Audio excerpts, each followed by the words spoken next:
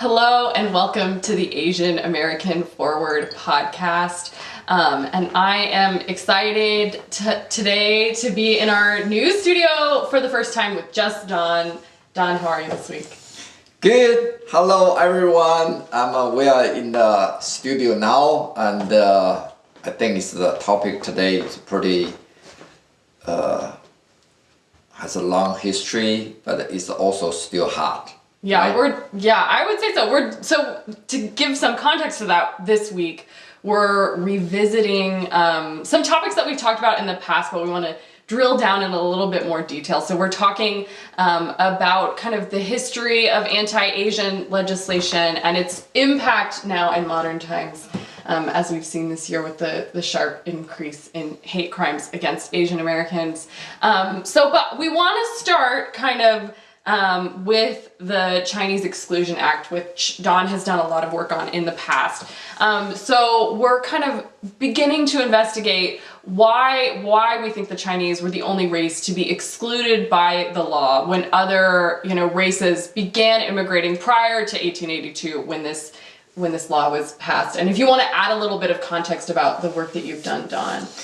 Yeah, the things is since I came into this country and when I heard the Chinese exclusion law, it's that I started thinking it's as a new immigrant, especially from China, and why this country have one particular law targeted either to the Chinese community, and then I start to working with the state legislature about how history should be read and interpret, and then it's interpreted, and then it's what we can do for the past wrong in this country, and what's the impact to us, to our current life, and also to the future young kids. So that's the all start like 10 years ago, and then it's after state California passed the law, and we moved this idea to the Capitol Hill. So the California law, what did that do exactly? They have an apology bill passed. Official apology. Yeah, official apology passed. But this one is the constitutional law, it's the federal law. So state law just show the gesture that the California Asian or legislator or lawmakers, they acknowledge it wrong. But nationwide, there's nothing done yet. So it's Judy Chu and Mike Honda and Ted Liu, as the Asian caucus in Capitol Hill, they bring this bill to the Capitol Hill. It's take 1.5 years working from grassroots to the right bill and to the lobby to their colleagues and then passed. So I'm in charge the grassroots. So it's at that time I organized like 50 different organizations get together and bring Judy Chu to the Silicon Valley. I think it's 3, 4, 5 times each time to educate people, and then it's make sure every organization's leader collect a signature to show congressional members there's a strong grassroots support this bill to pass.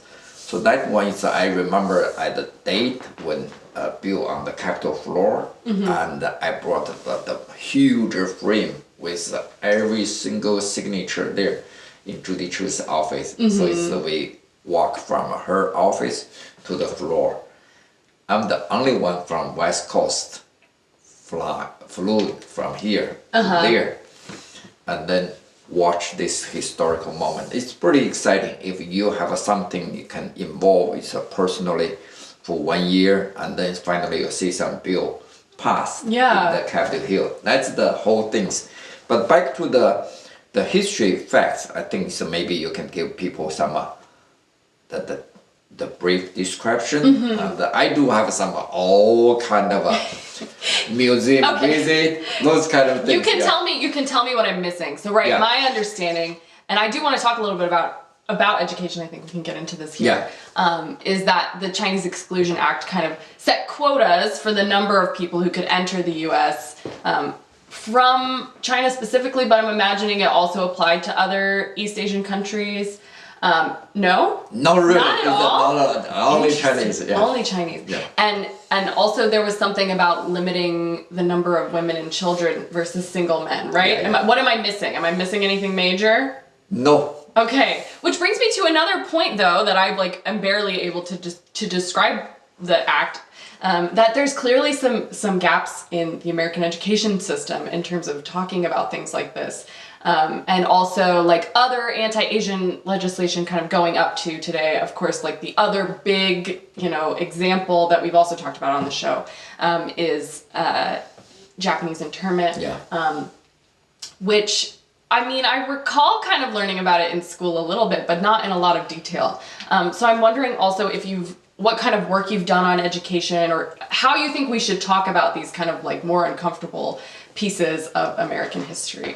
Yeah, I think it's for us to understand the history, the number one is we don't put some ethnical standards into our consideration.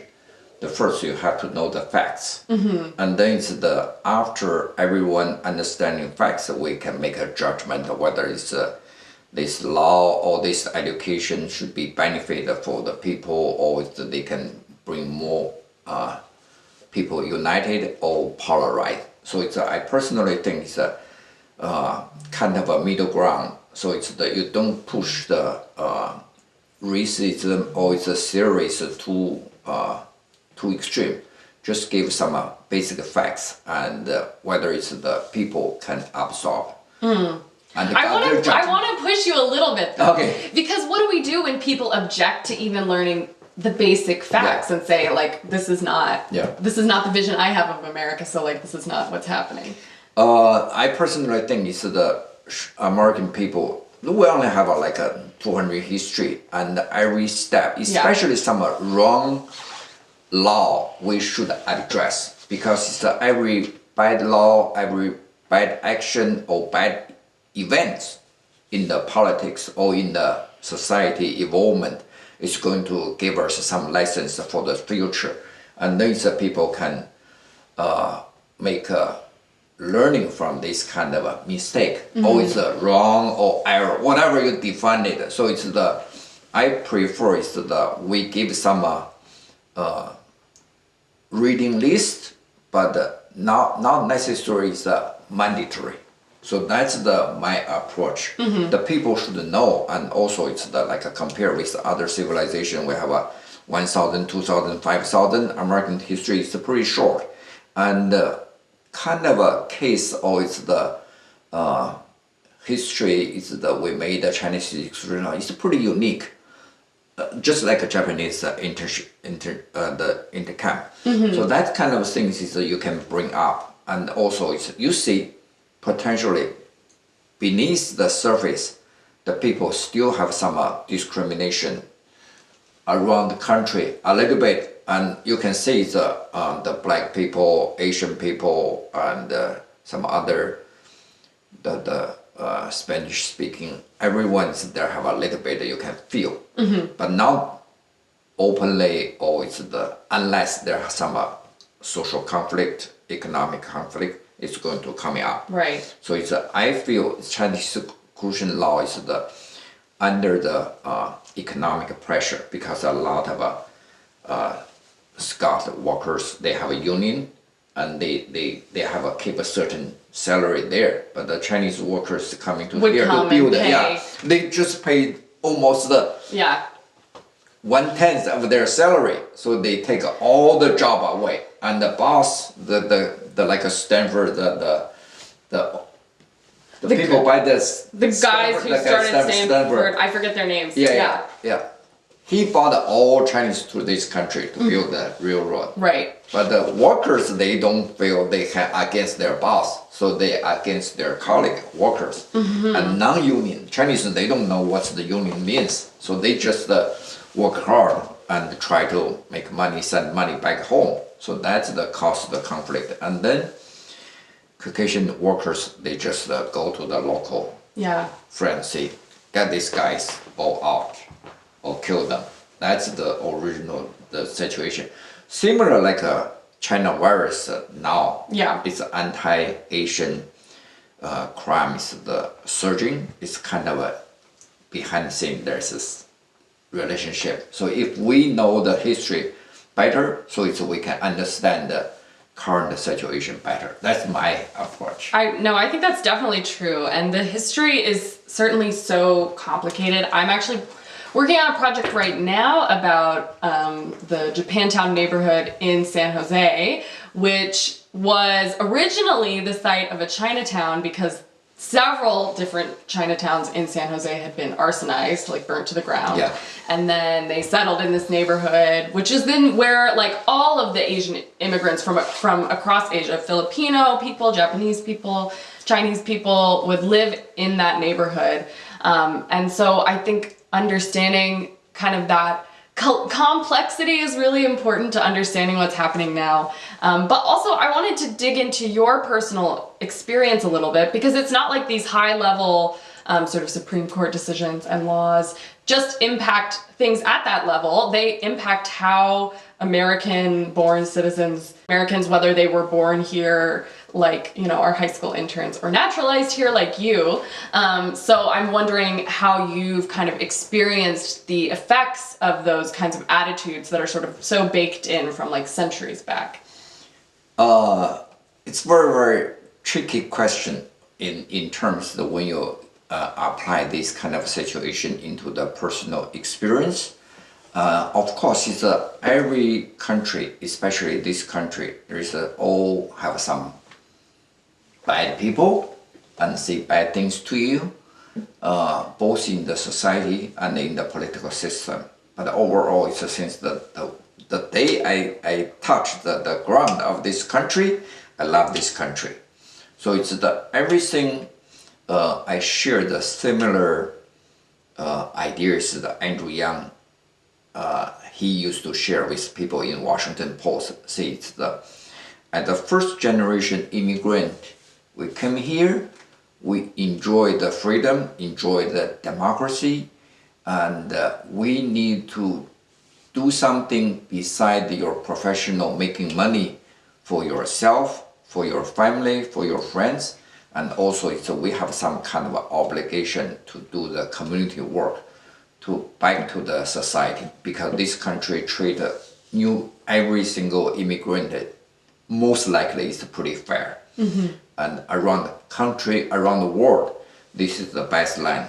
That's deep in my heart. I truly believe it. And 99% people, they are so nice to new immigrant. Even we have so broken English, lousy English, but they still treat us very good, give us every opportunity we have. So some people say, oh, Andrew, you say it's Americanized or it's a more American, not put the shirt or hat there or flag on your body, but you have to do something. And people say, oh, we are born here, but the ABC, the American-born Chinese, right. They don't understand the first generation's immigrant like us, how we feel. Mm-hmm. We always feel we're not doing the enough contribution to this country. That's why Andrew push us to do a little bit more, but got a lot of against us, says that you shouldn't say that we are all American. But you have to recognize your face color, my face color is a little bit different. So there is still some difference. Yeah. And some people, they do have some a little bit of discrimination even at the street. They look at you, say, oh, you bring some virus there. Something that happened to me too. And also they said, go back to your country. But this country is all immigrant. Everyone is back to one generation, two generation, all coming from somewhere, from world. So it's pretty hard. That kind of education, maybe we can extend it a little bit further. And I always think it's every social turmoil or trouble is going to bring this country or society go to the better position if we have a strong social movement to take that kind of opportunity to get people educated. I always love your optimism. I'm curious about also like if you have really vivid memories of when you became a citizen. Like, did you do anything special on that day, or like did you feel different, or was it like, yeah, what was that like? Yes, the when I got a citizenship, it's pretty easy, and just swore in San Jose. So it's I see the whole the theaters filled with like 500 people. They all swore in. It's coming from. It was like a big group of people being like sworn in at 500. once. Yeah, swore in at once. So it's the first thing is when I walk out. The first thing is that I try to at the door is filling out the voter registration form. Says I'm the first citizen. From today, I have a chance to vote. So since then, is that I vote every cycle, because for me, I coming from mainland China, there is no vote at all. So it's that I really appreciate that every opportunity if I can vote. That may not make a difference or impact, but that's kind of an obligation. Just like every citizen, you need to work, you need to do your political obligation and contribute your thought. That's it. Yeah, I mean, and definitely, I also want to reiterate what you said, like in answer to my previous question, that this really is a nation of immigrants. I mean, we've even talked on the show about my own family's history, even though it's a couple centuries ago compared to your immigration story, but it's always like back there. And so I think studying and like understanding the past is really, really important. I do want to ask one last thing of you before we close up, since I have a first generation immigrant here in front of me, which is like, is there anything that you wish like American born people did differently in treating immigrants, or specifically with the regards to the Asian American community? Like, what do you wish we knew and understood that you feel like we're missing? I think there's the polarized society at this moment, especially during with the social media. So it's my sincere hope it's all society with all different colors of people just try to do some even non-political event together, culturally, socially, community, environmental, everything. As long as the people can working 1 week, 1 month, or 3 months together to build some project together. And when people working together, the people can have a sense of a feeling, oh, she is a human being, same as me, and we have share a lot of common humanity or human natures. That kind of build some bond or trust. Right. And instead of just say, oh, these guys have a different color, they tribute themselves on the one corner, the other part is on the other part, and then fighting to each other. That's the only thing. And the other thing is that I expected that whenever I have the violence coming out, don't quickly make a judgment to define which ways we should do. Just wait a moment, and then it's, when things go clearly, we go through the legal process. Yeah. That's going to be the final solution, or trust this country, trust this system. That's I strongly believe, and just do things together and understand each other, and then it's I think this country still the best in the world in terms of the racial relationship. Well, I feel like I've been lucky to learn so much from you and other like first generation immigrants that I have in my life. And if we hadn't spent time together making this podcast, we wouldn't know that like we both love Murakami and mafia movies. So I feel like that's just like a total example of your point. That we have there are a lot of differences that we can learn from, but we also have a lot in common. You're always giving me the like beautiful little happy notes to end on, Don. Thank you so much. And the people always say that I'm too optimistic. I do, and for the future I'm still very optimistic. Even every day I see a lot of dark side, always challenging, but I think this country is still the best country, and still at long as if we work just a little bit harder, life is going to be better. So thank you. I'm so enjoyed that. Yeah, well, I feel like being named after sunshine, you have to be like optimistic. But we'll close there for this week. Thank you as always, Dawn, my co-host. My name is Katie Simpson. Our podcast is sponsored by Asian American Forward. You can visit our website at www.asianamericanforward.com. If you enjoyed the show or have a topic that you'd like to hear us discuss on a future episode, send us your comments at info@asianamericanforward.com. We would love to hear from you. You can also find us on Facebook and hear more conversations between Dawn and I at our YouTube channel. If you're a fan of the show, leave us a review in the Apple Podcast Store or tell someone about us. It really helps people find the show. Thanks for listening, and we will talk to you again next week. Thank you. Give me 5.